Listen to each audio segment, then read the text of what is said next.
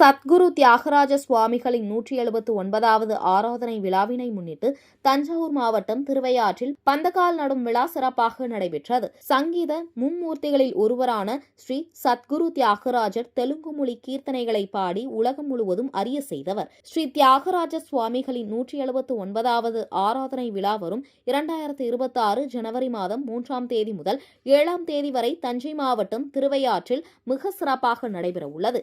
இவ்விழாவினை முன்னிட்டு இன்று திருவையாறு காவிரி கரையில் தியாகராஜர் முக்தியடைந்த காவிரி கரையில் அவரது இடத்தில் தியாகராஜரின் திருவுருவ சிலைக்கு பூஜை செய்து பந்தக்கால் நடும் நிகழ்ச்சி சிறப்பாக நடைபெற்றது. தியாகராஜர் சித்தியடைந்த பகுள பஞ்சமி தினமாகிய ஜனவரி 7ஆம் தேதியன்று நாட்டின் பல்வேறு பகுதிகளில் இருந்து ஏராளமான கர்நாடக இசைக்கலைஞர்கள் வந்திருந்து ஒன்று சேர பஞ்சரத்ன கீர்த்தனைகள் பாடியும் இசைத்தும் தியாகராஜருக்கு இசை அஞ்சலி செலுத்தும் நிகழ்ச்சி நடைபெற உள்ளது. இந்நிகழ்ச்சியில் தியாக பிரம்ம மகோத்சவ சபா நிர்வாகிகள் பலர் கலந்து கொண்டனர்.